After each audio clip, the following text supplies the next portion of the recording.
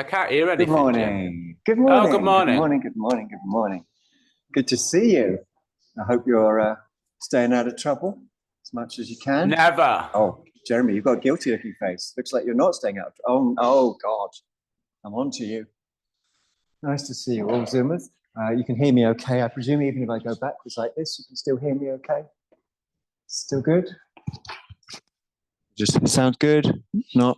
Yep, that's coming through there. Okay, good. Good, good. I'll put that as close to my mouth as I can. And still good. Yeah, great.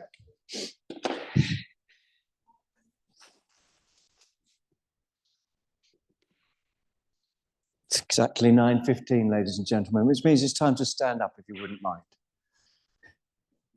Thanks so much for coming. Stand facing towards this side of the room, either towards the Parinirvana Buddha, or towards this beautiful Bhumisparsha Buddha, or to this marvelous Tara, brand new to the Buddhist Center. Beautiful green Tara. We've got the feet together or close. We're facing straight ahead. You don't need to face towards me, but just straight ahead. Feet together, I say all close. If you're pregnant, you'd have your feet apart. If your thighs met before your feet, you'd have your feet apart. But whether they're together or apart, they're level, not one forwards or back. And then drop the shoulders, breathe through your nose if you can. Relax the jaw.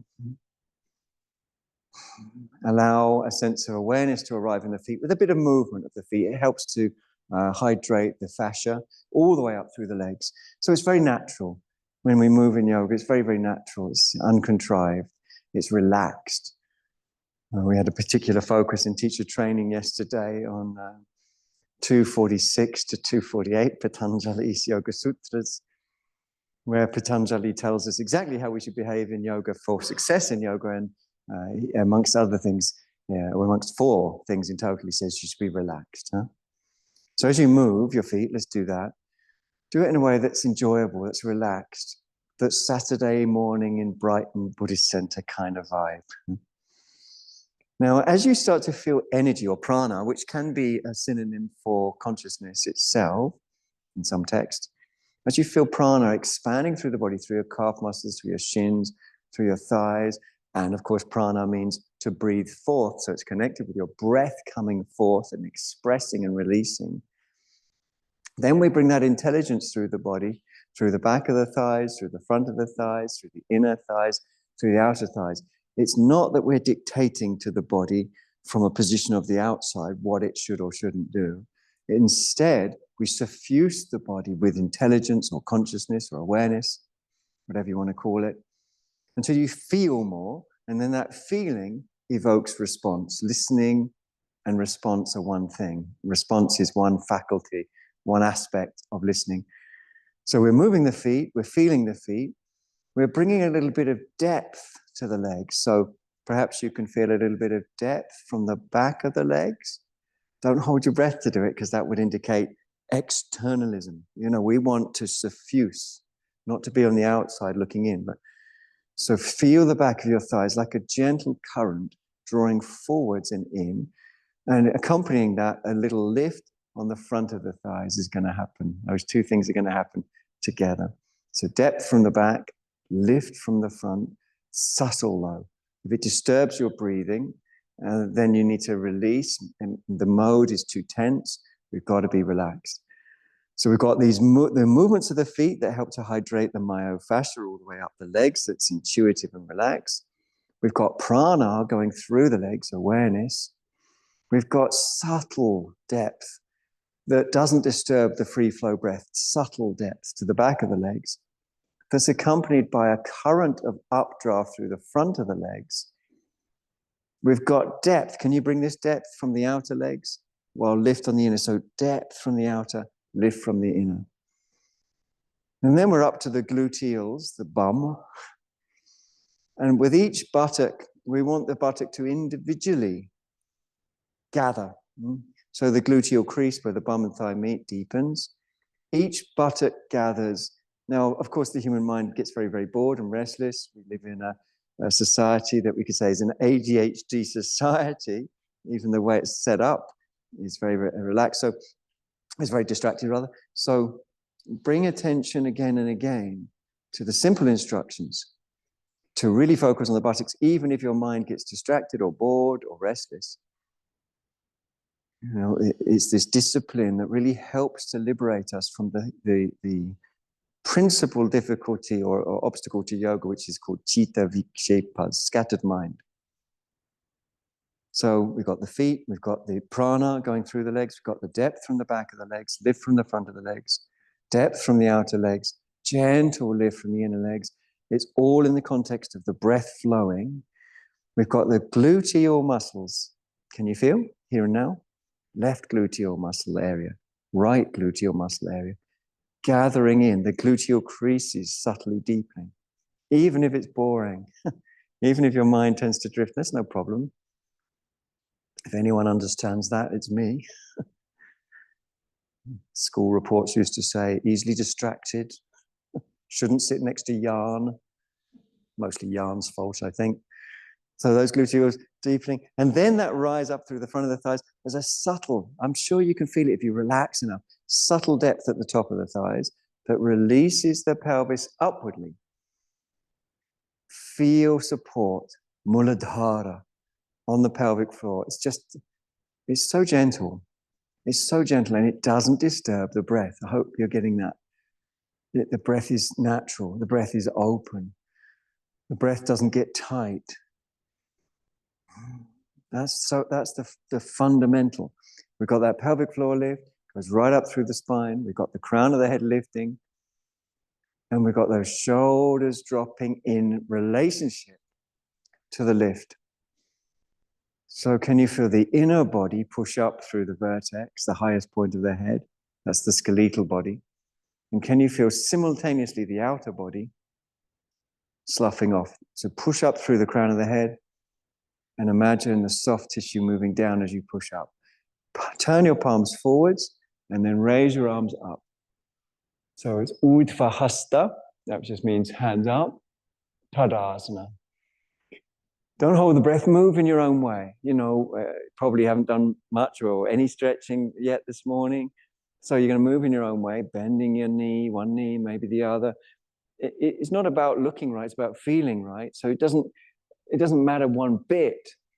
You don't, what do you look like? It only matters what you feel like. Can you feel your own releases, your own ways of lifting, your own ways of breathing more freely?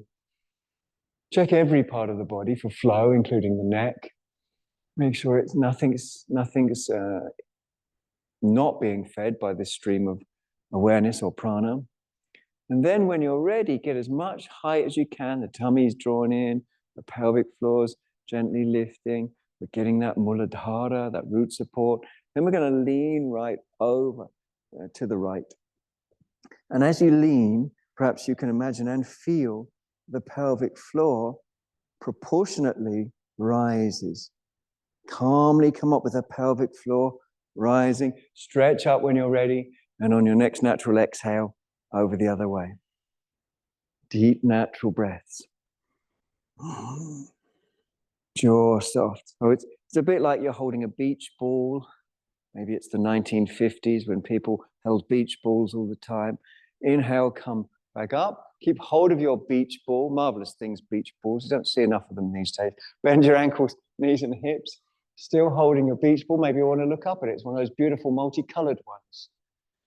And you're breathing as you move up and down intuitively. Nothing to do with what you did before or what the mind takes hold of. It's intuitive. And we're going to place the imaginary beach ball down on the floor. And then we're going to place our hands down on the floor. Probably means bend the knees, right?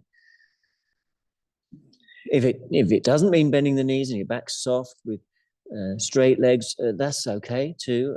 I don't want to get in the way of anyone's natural movement, but what you do want to avoid is sort of being ambitious in the wrong way.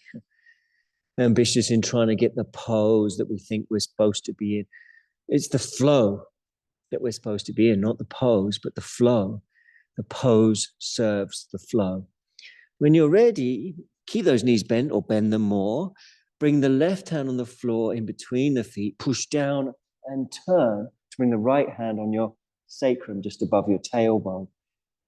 back of the pelvis. And again, catch up with your breath. Keep that jaw as passive and peaceful as you can. Allow a little up and down movement. Little up and down movement. So this is a Parivrita version of Utkatasana. Turning the other way, similarly. Fingers on the floor, hand on the sacrum. Again, any movement that creates flow, anything goes as long as it flows. That's a poem, I just wrote it. I hope you like it. So that's the motto, in yoga.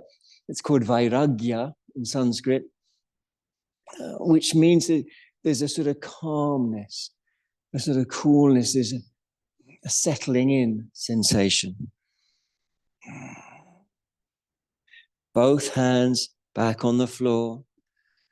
You can take your squat to whatever height feels comfortable as you raise your arms up behind you, and then forwards into the Utkata. Utkata meaning to squat. So you can squat low or high, leaning forwards from the hip joints. The arms are in line with the side ribs. And you're breathing easy as you stand up, really tall. Take a big wide circle, hands to the heart. Deep breaths, plural. And really let the heart rate dictate the way that the blood is being pumped around the body. And think of blood as energy, because in yoga, everything is everything. So if blood is being pumped around the body, so is energy. And when energy flows, that means we're not caught up in anything in particular. When you're ready, raise up your right heel. Then you've got three choices. Choice number one, place the heel on the ankle. Choice number two, cup the knee. Choice number three, reach down with your hands and pull the heel right up to the inner thigh. They are all equal. When we look at this pose, Vrikshasana, in its earliest references, which we find in Buddhist texts and then in Strabo's Geographica, so before the Common Era, all we know about it is that people were standing on one leg.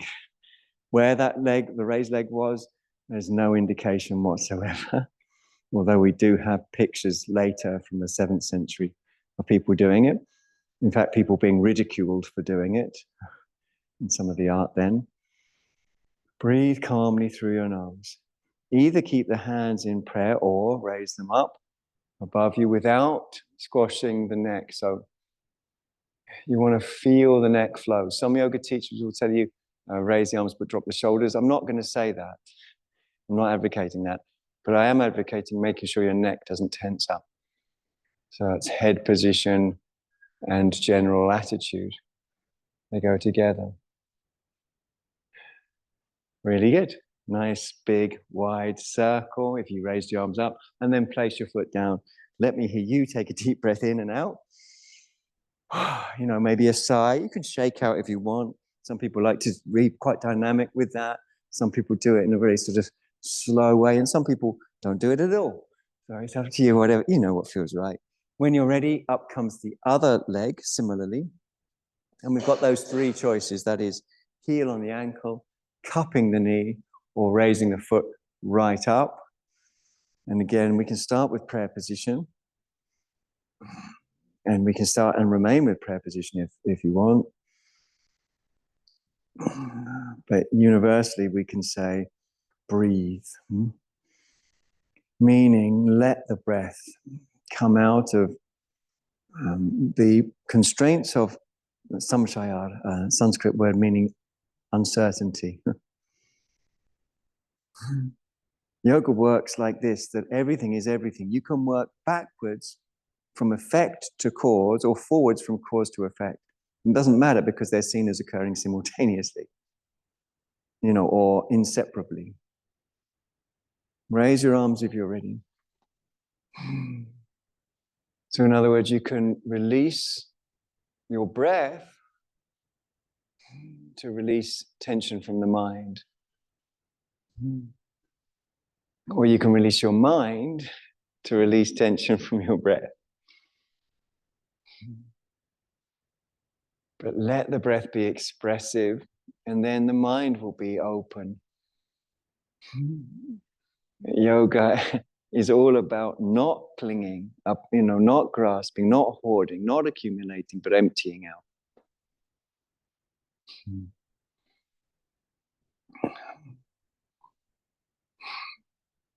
Okay, big wide circle. Well done, everybody. Feet back down. Step into a wide stride. Hands on the hips. Breathe through your nose. Deeper breaths. So relax your jaw, relax the temples. Intuitive movement beyond doubt. We get doubt when we go to this yoga school or that yoga school with this yoga teacher and their opinions, or another yoga teacher. And then we have to, fit in with their agenda. But actually, what we really want is to be open, to let go, to let intuition flow. So hopefully, you feel very relaxed at the Buddhist center. Back toes in, left toes in. If you lift the heel of the right foot first and finish the last bit of the turn on the heel, you should guarantee heel to arch alignment, which is what we want. Keep the hands on the hips and just move your pelvis back and forwards. Obviously, as you go forwards, you're going to feel a pull on the hamstrings. So experiment with that, going backwards and forwards. And as you come forwards and feel that stretch on the hamstrings, help the stretch to release by bringing tone to your front thigh, gradually, cell by cell. So we're tipping and tipping when we're ready, but we're trying to bring more tone to the front thigh because it will instruct the back thigh to release. So tone, intelligent tone. One way to facilitate that is to experiment with the weight on your feet. Now, when you're ready, you can bring your hand down wherever it comes to, probably the shin. Sometimes if people have got very short legs and very long arms, they can sometimes reach the floor, but you might be thinking, well, I hope I'm not someone with very short legs and very long arms. So you'll be glad if you can't reach the floor, probably. Breath is natural. Yoga is said not only to need to be relaxing, but also enjoyable. The yogin is said to be sukham. Sukham means something like happy or easeful. The yogin is easeful. And as you're easeful, begin to develop interest. Interest in the weight on your feet. Interest that is not fixed, but explorative. Experimenting between inner foot, outer foot. Good. Inhale very calmly. Come on up. Good job, everyone. Hands on the hips, feet face forwards. I'd love to hear you take a deep breath. Or two or three. This is the circulation of prana. And the circulation is the opposite of attachment. Circulation, free flow, is the opposite of attachment. Turn your back toes in. Turn your front foot and leg out on the ball of the foot and finish off the turn on the heel. If you turned exclusively on the ball of the foot, you've now got heel to toe alignment. That's okay. It's not the end of the world. If you turned exclusively on the heel, you've now got heel to heel alignment. That's not okay. It's not the end of the world, but it's not okay. We don't want heel to heel alignment. We need to change that up if we've got it. We can talk about why that is extensively, but probably better to do a teach training. Yeah, I mean, you could bring it a tiny bit further forward. Yes, perfect. Raise your arms. Breathe through your nose. Jaw soft. Relax if you want, or if you enjoy being tense, tense up as much as you like. It's up to you. It's your choice. It's free world, isn't it? They say. Come down calmly. Breathe through your nose. So remember, it's a pelvic movement. We used our hands on the hips on the other side to get a sense of that. Hopefully we've got a sense of that now on the second side. And we want this development of intelligent tone, a development of intelligent tone through the front leg.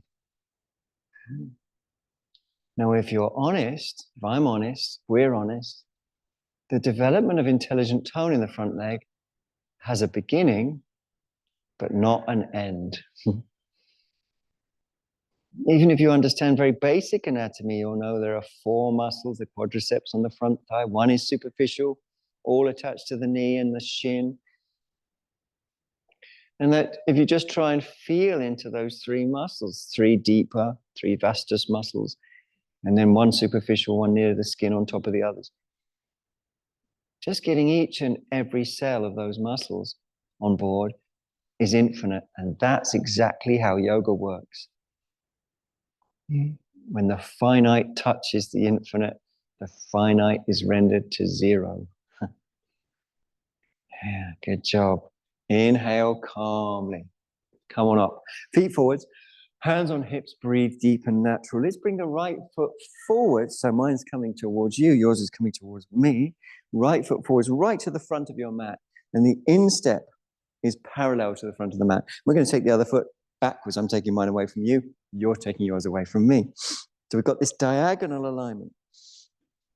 And hopefully it will discombobulate you. It gives me a chance to say discombobulate. So feel the weight on their feet, relax. Surfers don't pre-plan what they're going to do when they're on a wave. They stay open and they move with the wave as it comes. Just mentioning that. Inhale, exhale. So the living moment is like a wave in that it's a movement through time that is hallmarked by change. So this is the same pose, Trikonasana, but on the diagonal. And if you've done the regular Trikonasana more, your mind is going to make a pattern that says Trikonasana that won't fit the reality of this. And that's what's really good, because it's like, what? Oh. And that's really important, because what we're learning is to let go of patterns or samskaras. And to let them go, they have to be flushed through. You have to bring them up. You have to bring them to the surface. So doing a discombobulated version of Trikonasana will expose the pattern. And you can see when the pattern doesn't meet or match the reality, it's quite tricky. Yeah. Okay, inhale, calmly come up. Well done, well done, well done. Good job. Okay, swap, one back, one forwards. Take some deeper breaths. Again, the front foot parallel to the front of the mat. So yeah, you got it. That's it. And the other foot back towards the back of the mat. Very good. And your kneecap turning over time to face the toes of your extended leg. Raise your arms. Lovely, beautiful. Lightly tone your tummy. Inhale, exhale. Calmly moving in to this confusing Trikonasana. And of course, the truth is, patterns never fit reality because, as Heraclitus said, you never step in the same river twice. So if you've got expectations, if you've got prejudgments, that leads to a bias that then colors the mind. It's called lesha, meaning coloring the mind, filtering the mind. So that you end up with confirmation bias. What you think is going to happen, you kind of make happen. Because the mind's not open and able to let things flow. So here's great opportunity. Breathe into it. Explore the basics. Where's the weight on your front foot? I'm not asking you to do anything, and I'm not going to scold you in any way in case you're getting tense about that. I'm just asking where the weight is. And it can be moving. It doesn't have to be fixed. And does the weight on the front foot affect what's happening in the leg? Does where the weight is affect what's happening in the leg? Avoid following my instructions by tightening your breath, because part of my instructions are don't tighten your breath. Okay, inhale. Good job, everyone. Hands on the hips. Walk your feet towards each other. Walk into the middle of your mat. And we're all face into the midline. If you're in the row that I'm in, we're facing this way. Everyone else is facing into the midline. We're right in the middle of our mats. In Tadasana. Breathing through the nose. Drop the shoulder. Anything, feel free to shimmy out, shake out. Anything you need. So Tadasana has the feet together or close. Raise your arms when you're ready. And we take ourselves back to the way we experimented and investigated at the beginning of the class with movement. It's not even that there's a right way to investigate, Maybe we haven't been to a yoga class before that says investigate. So we might think, oh, maybe, maybe I'm an outsider and all these people know the way. There is no way. It's just, learn directly. So you're challenging patterns by letting this in, like a radio dial.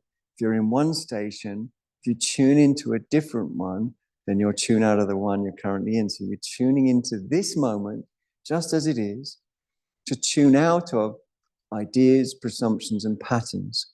We're going to take the foot that's closest to me back to the toe tips. Breathe calmly through your nose. Release the roots of your neck. I think there's everything that you need in this. You can tone the tummy reiteratively. Like by that, I mean in waves, toning the tummy in reiterative waves, like currents that move up again and again and again. We're going to take the toes further back if we want to, and further back until they come up off the floor, then tilting to whatever aspect you wish. As far as the torso goes down, that's as high as the leg goes. As high as the leg goes, that's how far the torso goes down. So it doesn't matter how far, you can choose for yourself, but you breathe into it calmly. There's a version of Vira Bhadra, the good hero. Bhadra means good. Vira Bhadra.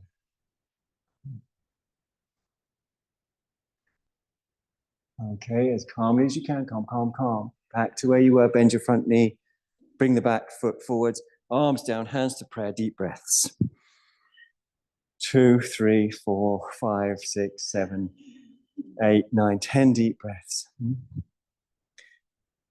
Let's chill out the toes a little bit.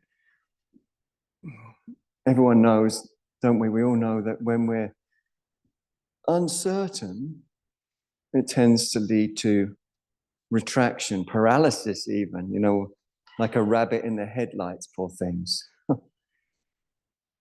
So similarly, in the reverse, if we know that about uncertainty, if we relax, we expand, we imagine that our consciousness, our awareness unfurls because it's calm, like a fern leaf unfurling in the spring. Some of them are starting to do that now. Unfurl into each and every toe through relaxation, through timelessness, through movement. Unfurl. And you'll notice that trying, anxiety, struggle make us retract. Relaxation, friendliness, happiness, calmness make us expand. When ready, raise the arms again. We're going to take the other foot back onto the toe tips. And for me, and I hope for you too, there's so much to explore just in this. The tummy's toned, the pelvic floor is buoyant. The root, how are the roots of the neck? The 7 bones take us through the neck. And when we get to the 7th bone down, the 7th cervical vertebrae, that bone starts to share qualities of the thoracic vertebrae underneath it. So it's that area of interaction between the neck and the upper back that I call the roots of the neck. Keep taking your toes back and back and back. And maybe just your foot lifts a little. That's fine. You can stay like that. Or if you want, push into the standing leg foot to drive energy up. And that energy goes up to the hip joint and it tilts us forwards. Breath is spontaneous.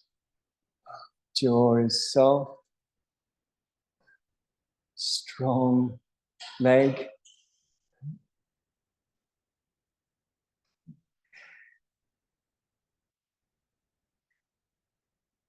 Maybe don't smile. It looks a bit artificial in a pose like this. Looks more grimacy. Toes down.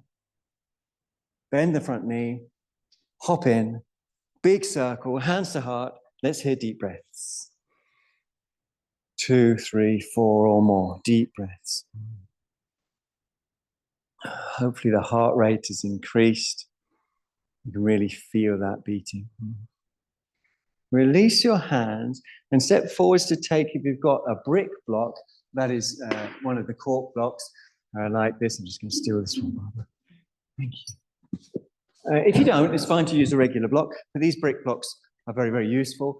I don't know if people have got them at home, but I know you got them at the Brighton Buddhist Centre because we bought them for you. We're going to step forwards, face the midline of the room. If you haven't got the brick block, you can use the other type. Step forwards, hold your brick block. Everything's quite simple at the moment, anyway. And then step the foot that's furthest away from me back to the back of your mat. Go ahead. You did it. Now I'm doing the opposite. Don't let that discombobulate you. Ignore me. Not all the time. I'll get sad, but just now. Raise the block in the hand that's furthest away from me, the opposite hand to your front leg. Lightly tone the tummy. I should have said, actually, and I will say now, you can, if you need to get more steady, walk your front foot a little closer to me. It helps to turn the body as well. So please feel free to go a little wider so you feel a little bit more stable. Focus, if you can, through calmness on the inner groin of your back leg. Focus, if you can, through calmness on the inner groin, top of the inner thigh of your back leg, and lift up from there on the inhalation. Up you go. And then on the exhale, extend from there as you twist and extend and descend the block, big toe side, full height, little toe side, lowest height, anything in between, up to you. And turn towards me as I'm turning towards you. Saparavrita Trikonasana. Relax the breath. Relax the jaw. Turn the tummy. Or in my case, turn the bircher muesli around. That's what I had with some chia seed. Of course I did. That's what you expect Brightonian yoga teachers to have for breakfast, isn't it? Chia seed. It's disgusting, really, anyway. I keep turning the tummy. Gone are the days of the crunchy nut cornflakes. Keep turning the belly from the pubis, if you can. Breathe through your nose. Good. Yeah, you do have to soak them. Yeah, they are quite. They're okay. I mean, if you like frog spawn, yeah. Coconut on top. Oh, hang on a minute. I think I'm turning. Oh, Kyla, this is a wonderful morning that I'm imagining now. A delicious breakfast. Keep breathing into it. Coconut and jam on your chia seed has been suggested by Kyla, making it altogether less frog spawny. Inhale, come on up and step your back foot forward. Phew! Ah, that's a big pose. Phew! Shake up. Oh, we've got a runner. Quick, stop him. Stop him. Breathe easy. Shake out a little bit. And obviously, when you're ready, you're going to step the other foot back, which I think you're ready now, by the way. That's my prediction. So go ahead, step your other foot back when you're ready. Good. Then once you've stepped your other foot back, raise your brick block. Don't forget you can walk. Actually, yeah, that's good. In the hand, opposite hand to the front leg. Don't forget you can go a little wider to square up.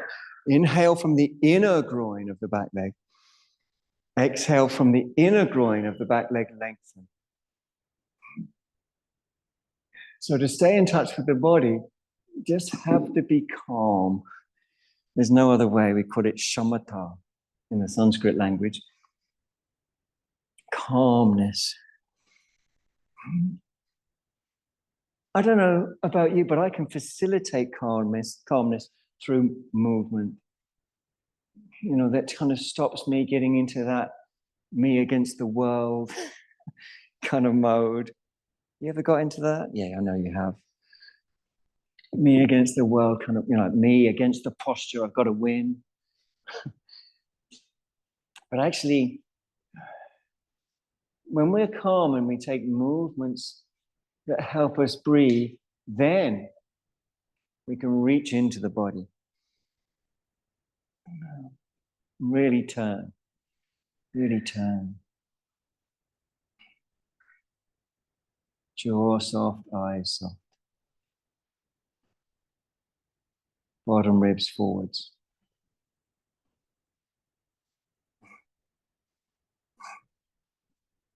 Light tone, intelligent tone, investigative tone. And don't be put off, but be encouraged by the fact that instructions have a beginning, but they don't in reality have an end. You can keep refining until every single cell is doing the pose. Only then can you say the pose is complete, when every single cell. So when I used to have more time, I used to stay in each pose until every single cell was involved. That meant my yogasana practice was 4.5 hours long each day. Those days are gone because of children.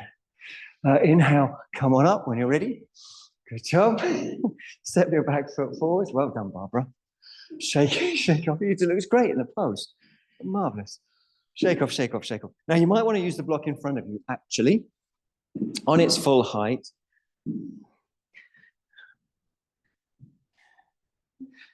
And standing in front of it, take a breath or two, raise up the heel of the leg furthest away from me and cross that leg over the other one. Good job. Cross it over the other one. And then you can balance. Then when you're ready, you begin to bend down a little lower. And it may be that you might be able to touch your thigh, your knee, your calf, if you can bend low enough. And again, those of you, I'm sure this isn't on your CV, those of you with short legs and very long arms might be able to reach the block as well. Keep breathing into it. Good, so that's a good sign, Malcolm.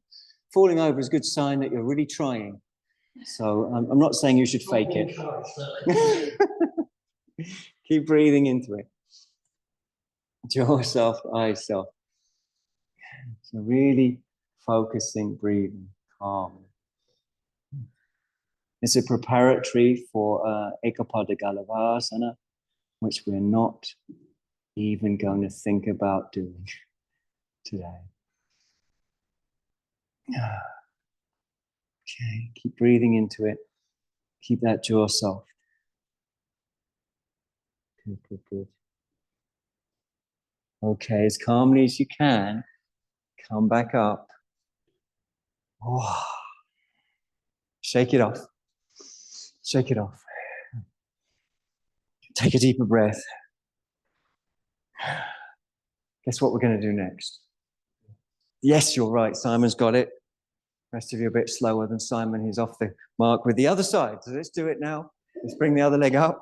Bending when you're ready. Let's do it now. Let's come calmly down. Some of you feeling a lot of excitement around this. So you take your own time. Breathe into it. You don't hold the breath. You relax the jaw.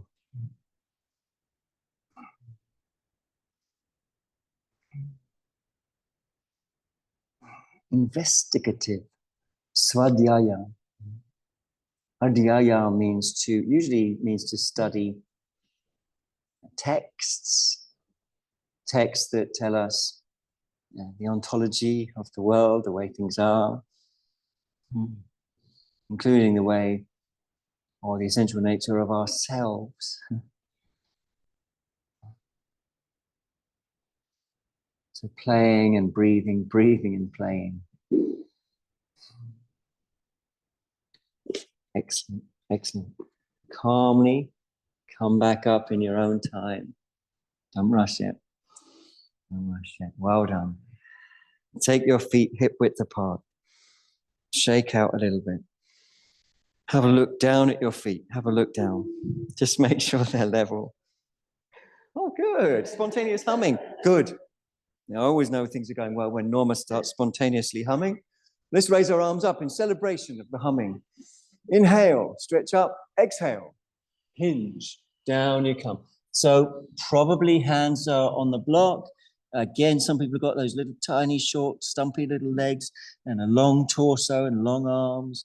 Their arms, maybe the hands drag on the floor as they walk along. And those people might bring their heads down to the brick. But I'm sort of discouraging it a little bit, unless that's the body proportions. Because for most of us, that's a red herring. What we want is to release all the way through the connective tissue, starting with the feet. So bent knees is probably what most of us have got, and that's quite right. Understanding that everything is everything means understanding that what happens underneath your feet is also going to happen through the back of your legs, through your pelvis and the back itself. So if your feet are tight, so will the whole body be. In other words, sometimes moving the feet in the right way can be really releasing for body and mind. For body and mind. This, of course, is Uttanasana, Uttanasana number 1.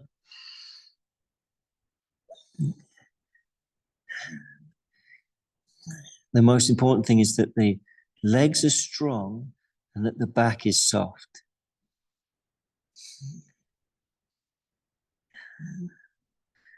And we understand the project.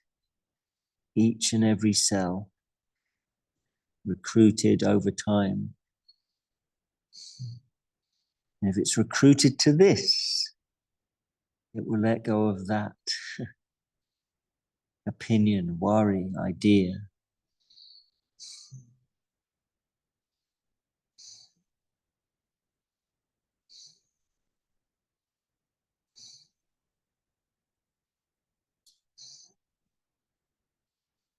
Okay, we're going to bring the hands onto the floor rather than the block. So bend your knees, move the block to one side. Hands flat towards the front of your mat. And then step back into Adho Mukha Svanasana, the downward facing dog. Before we go any further, let's together now check our hands. Let's have a look forwards together. That they're equidistant. Can you see little fingers are equidistant from the side of the mat? The middle fingers both face forwards. And then can we spread the connective tissue across the palms more and more so that the fingers can be released and spread more and more. Having established all of that, glance back at your feet and make sure the little toes are equidistant from the sides of the mat. And then on those strong foundations, we can start to range around, moving the weight between, say, the left hand and the right hand intuitively, and moving in such a way that begins to make you feel more, breathe more, melt more, and awaken in the form of spontaneous responses.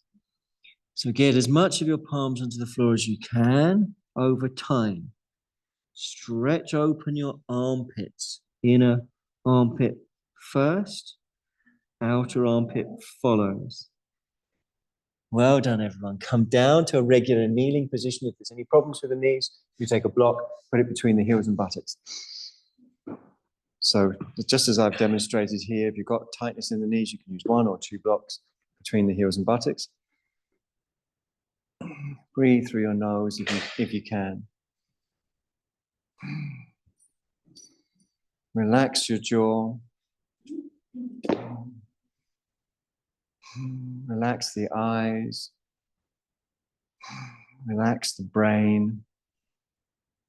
Allow a bit of movement if it happens, so that yoga starts to feel like as if a closed fist were slowly becoming an open palm. Can you imagine that as an expression of the way we're feeling now? As if a closed fist were becoming an open palm. And the open palm holds nothing. It's open, meaning it's receptive.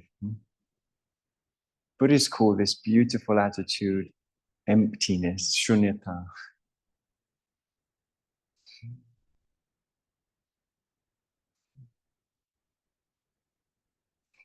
Where the mind doesn't cling to anything in particular.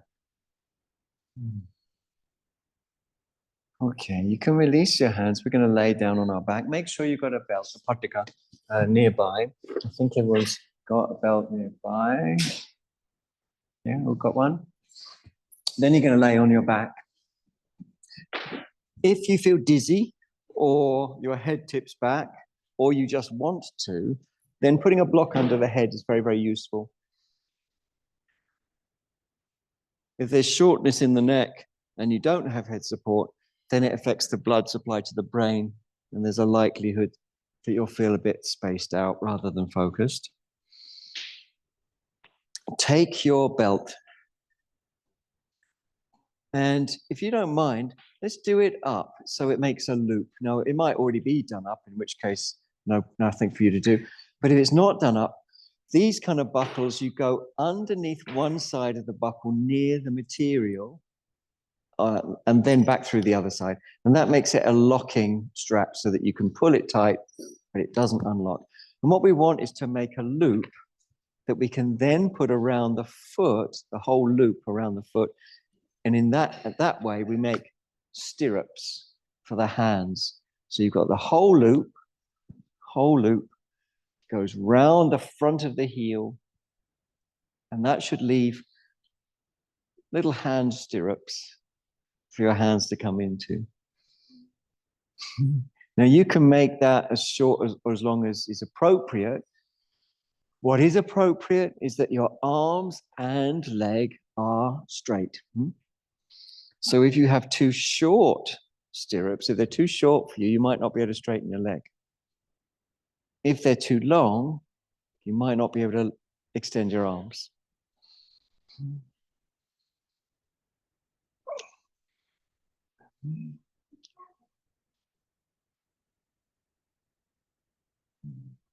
You got it. Now, we'd like to feel that belt actually placed quite precisely, because it focuses our attention, stops the mind being so scattered, around the front of the heel. So adjust the belt. I often need to. So you actually feel a little bit of contact with the front of the heel. Breathe through your nose. Relax your shoulder blades and neck. Relax the jaw. Relax the jaw.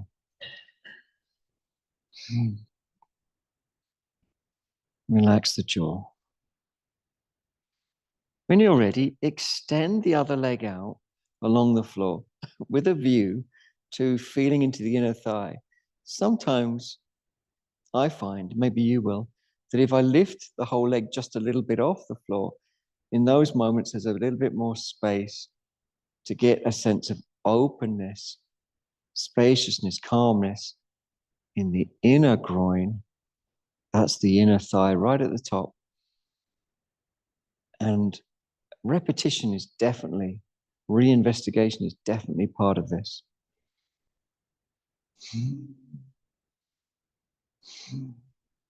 We're looking for the beginning. We're not looking for the end.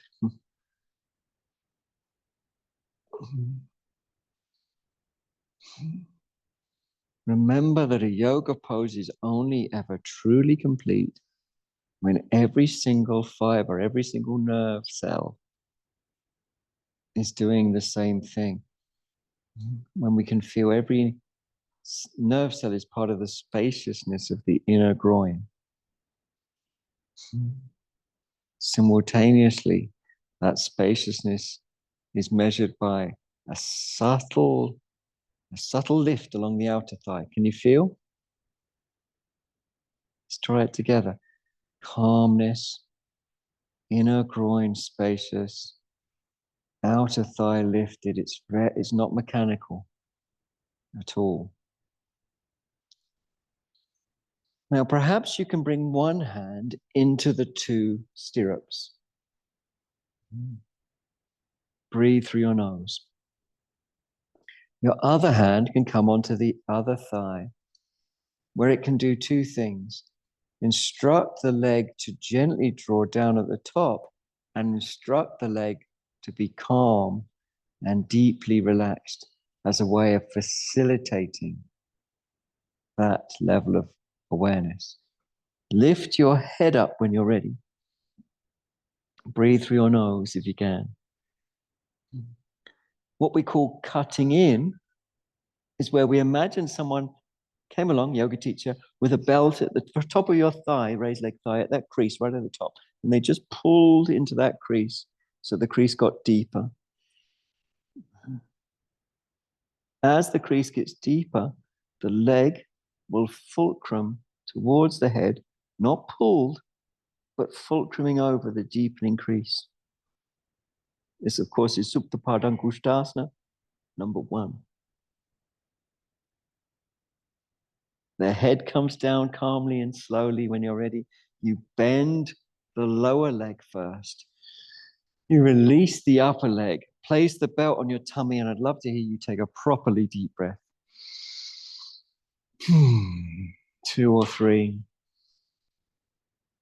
Really deep breath. So there's a sense in which, a feeling in which there's a sort of dropping of anything that's stuck to us.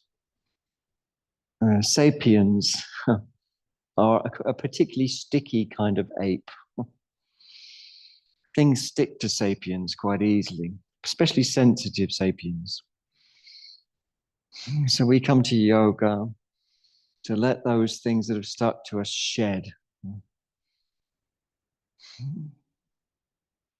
Because the truth is, when you meet the present, however it comes and however it's coming, it's always best to do that without the mind being clouded by prejudgments, expectations, opinions, and anything else that the mind takes hold of.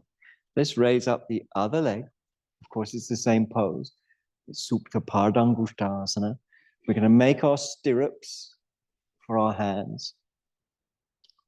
And obviously place our hands in the stirrups. Hopefully we got the length right on the first side, but obviously adjust the length of the belt if you need to now. Because we want to straighten the leg to whatever extent we can, and straighten the arms as well.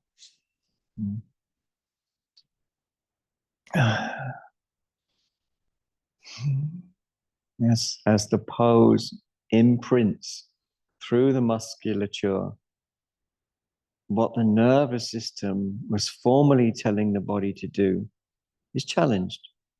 The body is being told how to move in the pose, but it's also being told what to do by the nervous system. The body can't follow 2 masters at the same time. So if you stay investigating the pose, if you really get into exploring, say, for example, let's explore the length of the calf muscles.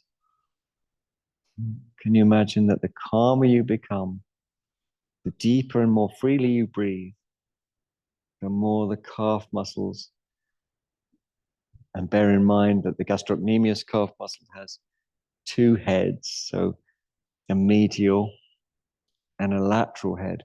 The calf muscles get longer. Medial, big toe side, lateral, little toe side. When you're ready, extend the lower leg with a view to opening the inner thigh, the inner groin.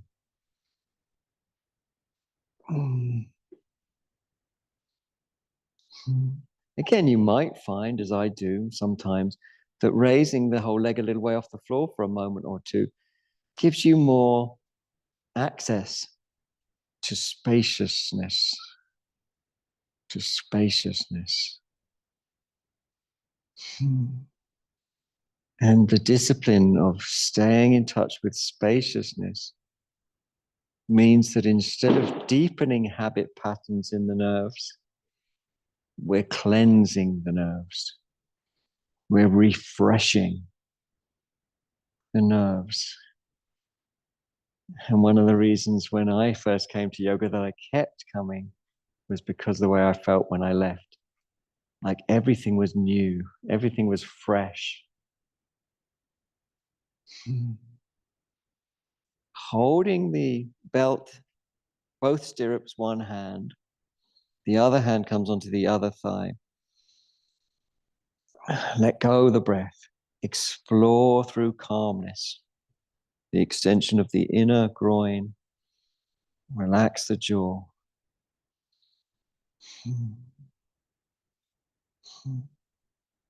A subtle support on the outer leg, a sort of like a pair of trousers with a stripe down. The stripe moves gently in, subtly in, connected to a subtle breath-centered opening that's hugely meditative of the inner groin, out from the outer leg, extending on the inner, hugely meditative. Let's imagine again that skilled yoga teacher has brought a belt to the very top of our raised leg thigh, that crease, and they just pull the belt into that crease. And if you just visualize that, and if you don't hold your breath, then the leg will fulcrum towards you, and you're welcome as well to lift the head up if you want. So yoga poses are about getting every cell involved, every single cell involved. Breathing through the nose. This is Supta Pardangusthasana, number one. And it's a gateway to the infinite.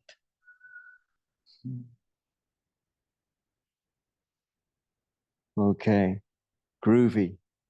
Head comes back down, bend the lower leg, release the upper leg, put the belt down, hands on your upper chest. Adjust your elbows until your shoulder blades feel comfortable there. Adjust your elbows, move them until your shoulder blades feel comfortable with your hands on the upper chest. And then take deeper breaths into your hands.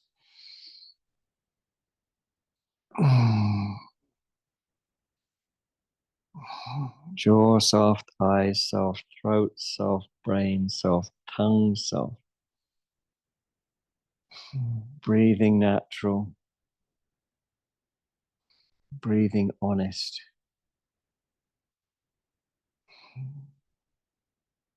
Lift your feet when you're ready, nice and easeful. Flexing the hips by letting the thighs drift in towards the pelvis. It's likely that the knees will drift apart. Allow that.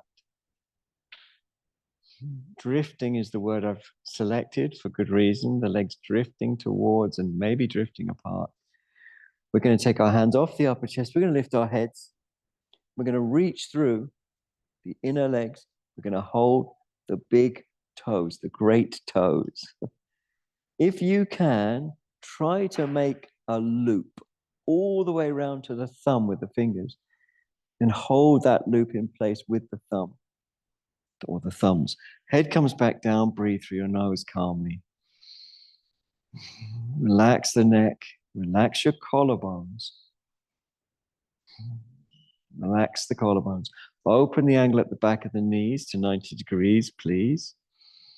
Take deep natural breaths.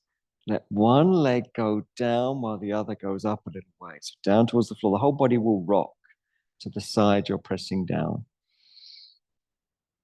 And don't hold the breath. Feel the extension and stretch through the lower side of the back of the body. And breathe into it. Let's go the other way similarly. Without holding the breath, pushing down. Let go of the jaw. The whole body's going to move over. You're going to feel the back muscles. One leg is definitely higher than the other as you rock over to one side.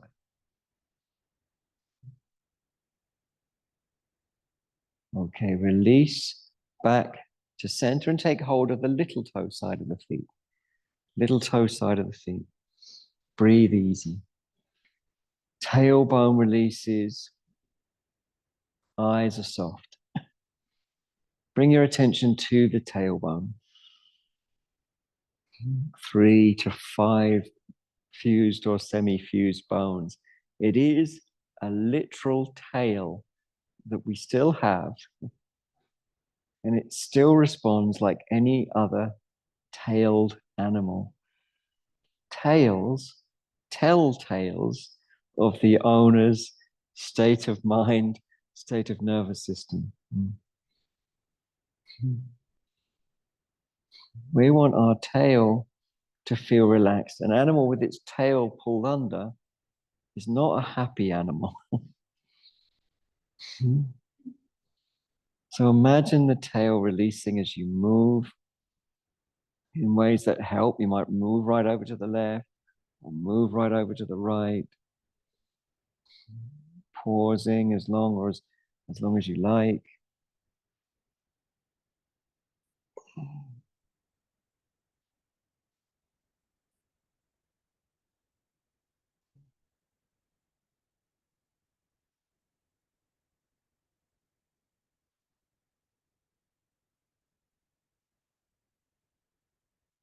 If or when you feel ready to release, you release, keeping the legs in the air, lifting your head and flexing your abdominals and your hips might mean lifting your pelvis up. And then hugging around your shins before bringing your head back down and rolling hither and thither. This way and that way, here and there.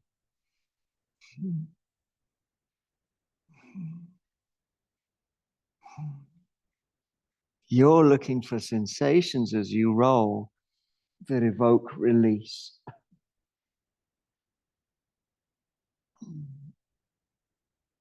Looking for sensations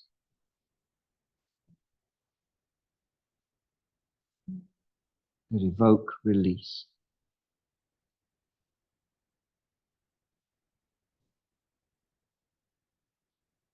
You know there's release only when you feel it in the breath. It's only the breath that can truly facilitate release.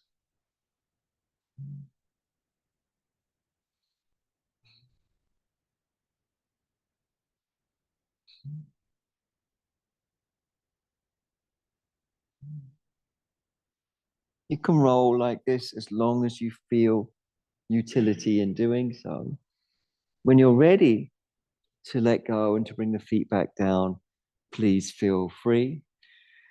Once you've brought your feet back down and you've had, say, 3 or 4 or 5 deep breaths, and then at that point, which isn't yet probably, if you've got a support under your head, you'll take it out and you'll take your patika, your belt, opening up the loop so it's relatively big, presuming you've still got that loop there. And you bring the whole loop around your shins so that, again, you've got stirrups for your hands.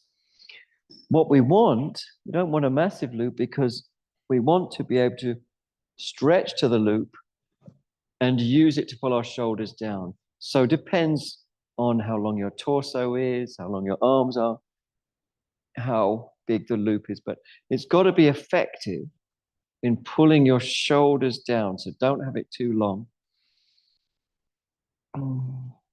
Down, that is towards your legs. Down, that is away from your ears. So you've got the loop around the shins. I quite like to be finicky about it and make sure that both parts of the strap are one on top of the other, so I'm in one place on the shin.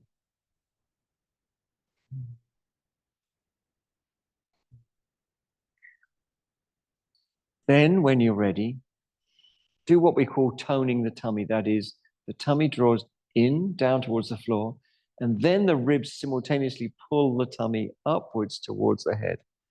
Then you lift your pelvis. As you lift your pelvis, twist the belt. So your arms, your upper arms turn out. As you lift the pelvis, twist the belt. So the upper arms roll out. The chin and chest come close to each other. And of course, as yogins, we move investigatively, looking for wormholes that take us into absorption, little moments that suck us into this powerful, living richness where the mind constructs of things like inside and outside, muscle and bone, dissolve into the reality of interdependence.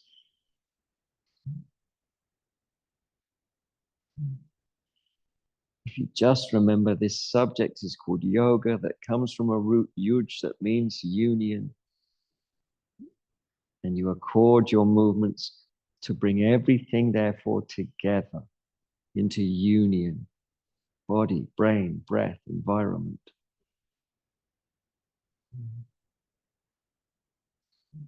Okay, internally twist the arms. As you come down, real calm, take a breath, release so your arms are spacious. Take 2, 3, or 4, or 5, or 6, or 7, or 8, or 9, or 10. Deep, deep, deep breaths. Deep, deep, deep breaths. Now, when you're ready, and actually, let's just go straight into it and say we're ready now. We're going to take the leg that's closest to me and bring the belt around that foot. Again, you've got your stirrups. This time, however, you're holding the stirrups with the opposite hand to the leg that's raised. Again, adjust so the height is right, that you can then extend your leg. This time we're going to bring the belt, the stirrups, around the ball of the foot. Around the ball of the foot. And it's a precise placement. I like to get quite fussy about it.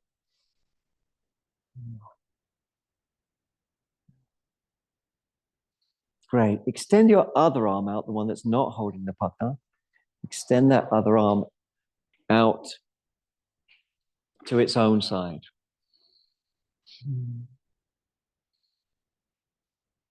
When you're ready, pull the top leg towards your head and over the body, away from your extended arm, so you come into a twist. So your leg's coming down. Your other leg is extended as well, by the way. Your lower leg, sorry, I should have said that. Exactly. Good job. Turn the deep lower belly. Yeah, your other hand can be palm up, actually. Higher than the shoulder, elbow higher than the shoulder. Breathe through your nose. If your other arm lifts right up off the floor, don't worry. Just take deeper breaths.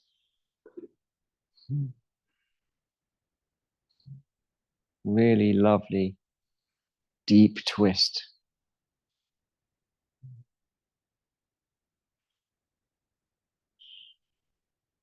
Coming on up. When you're ready, bend the lower leg, release the upper leg. With feet on the floor, take a deep, deep, deep breath. Sigh like exhales, really going with the flow. Raise up the other leg, bring the pata around the foot, around the ball of the foot. Ball of the foot, I'm sure you know, but just to be clear, is just before the toes. It's the widest part of the foot usually. Holding with the opposite hand to the leg you've got raised, extend out your lower leg right through to the inner groin. Extend your opposite arm, the one that's not holding the belt. Pull the top leg towards your head and then out to its own side. The lower leg can roll with you. Whole body's rolling. Your breathing is easy, natural. Breathe through your nose. Light tone in the tum. And really, feel into the living experience, which is alive, full of life.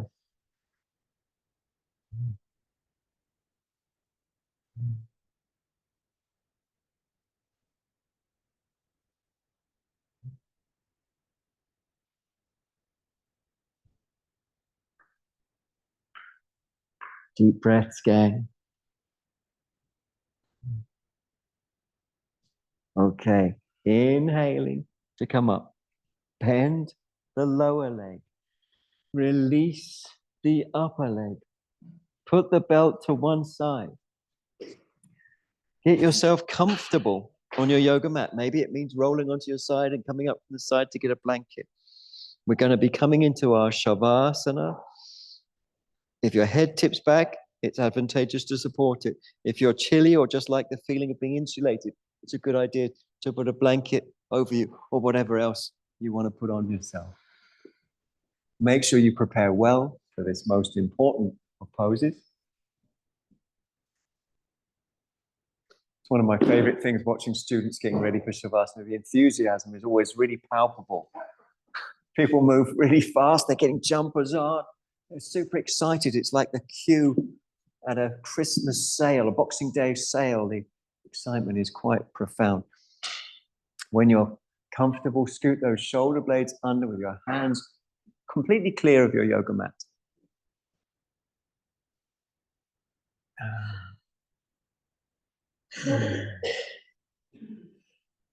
Feel the whole of your right leg release up to and including the buttock. Feel the whole of your right leg release up to and including the buttock.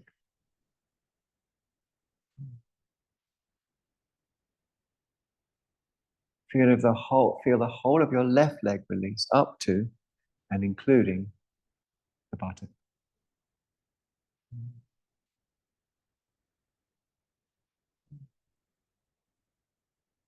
Feel the whole of the pelvis release, the pubis, the buttocks, the crest of the pelvis at the back, between the front hip points, into the deep belly. Feel the whole of your pelvis, between the front hips, the buttocks, crest of the pelvis, and into the deep belly.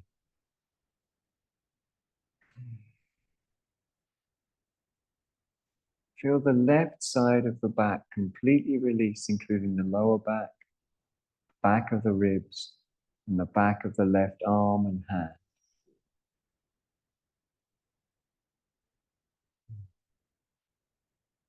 Feel the whole of the other side, the right side of the back, including the lower back, the back of the ribs, the back of the arm and the hand.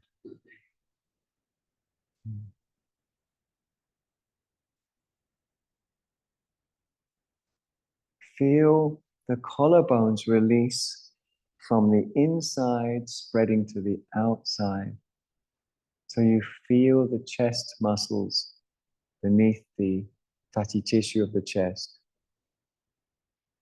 pacify, release across the ribs. And feel the ribs themselves settling, the bottom of the ribs, the contact that the ribs have with the breastbone.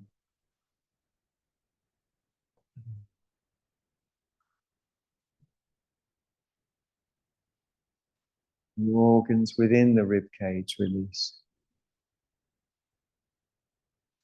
The lungs, in between them the heart, underneath and resting on them, or they rest on the diaphragm,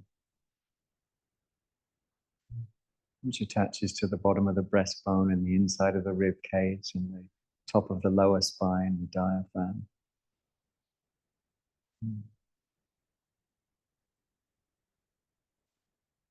Feel the tummy organs release. Kidneys, the back, the large liver, the stomach on the left side, the intestinal area, the reproductive organs, various interconnecting tubes of the reproductive organs.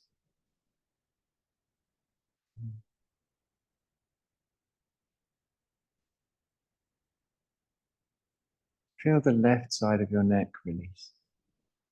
right up to the skull, and feel the left side of the skull really settled.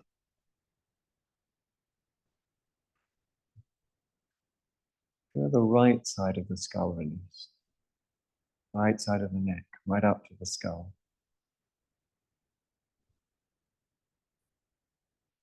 Feel both sides of the back of the skull release.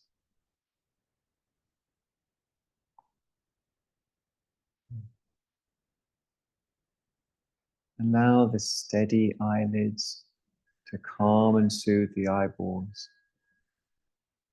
until there's a release through the optic nerves to the occipital lobe of the brain at the back, where attention begins to pool and settle and accumulate at the back of the skull.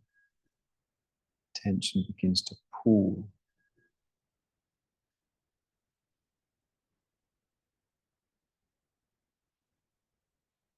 The deeper the attention, the more attention settles, the more the face becomes totally released, like the face of a sleeping baby.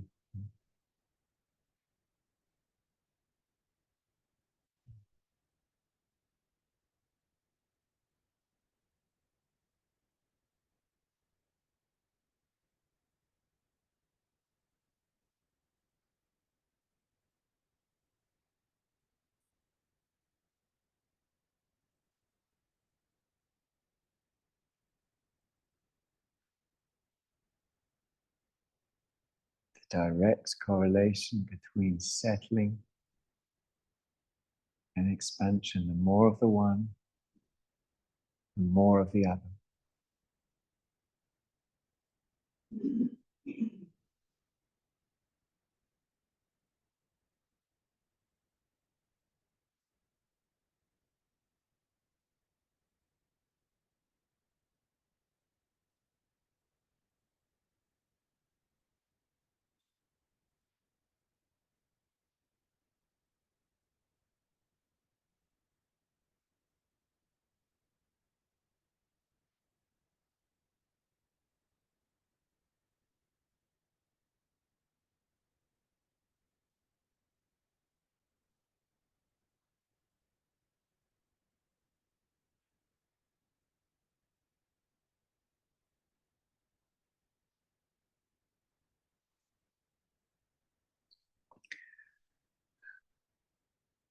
Notice as you move investigatively, exploratively, your toes and your fingers, how energy follows, prana expands, life force moves through the body, and how life force brings with it its own intelligence that leads to further stretches that are spontaneous and enjoyable and selfless.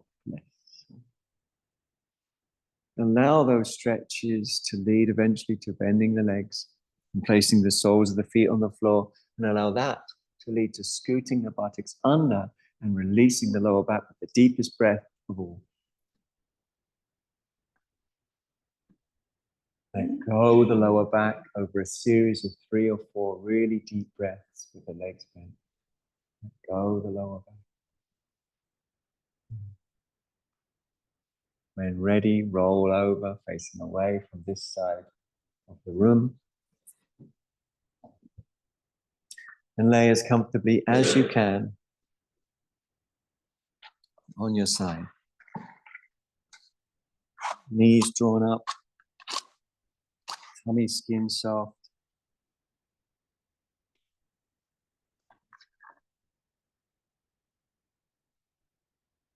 Take your own time to roll over again so that you face towards this side of the room.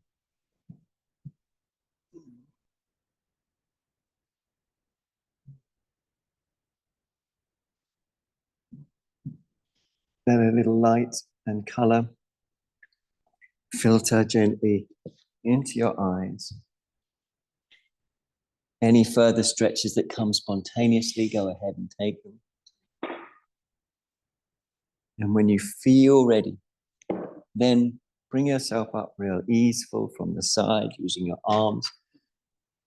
And if you want to, you can join me in this little, I suppose you could call it a prayer, intention, bring your hands to your heart. Green Tara statue on this shrine, and she represents the quintessence of compassion. So I'm going to say a sentence. If you agree with it, say Om, which means I agree.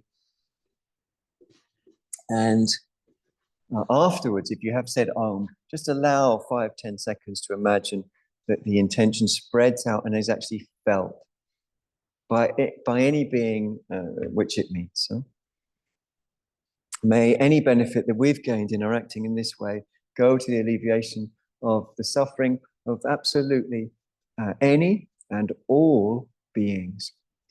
Om. Just allow 5 or 10 seconds to imagine that energy emitting out from the heart center to any being that it meets. A pigeon on a branch, you might just for a moment feel a little bit calmer than it did before. A person walking down the road who has a sense of feeling a bit more included than they did before. A fish in the ocean that has a sense of anything, satisfaction. Whatever it means, just feels a little bit more interconnected, a little bit less afraid.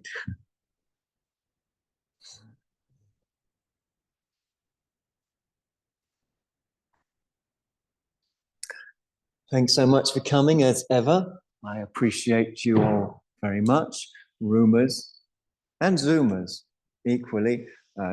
My flyers are out in the hall. Zoomers, you can't get one of the flyers unless they're in your hallway. I don't know how they got there. But therefore, my May immersion. So I hope some of you can come to that. Love you all so much, Zoomers. Thanks for your time. And you know what to do. Stay out of trouble. Yeah, particularly you. Yeah. Love you loads. Bye for now.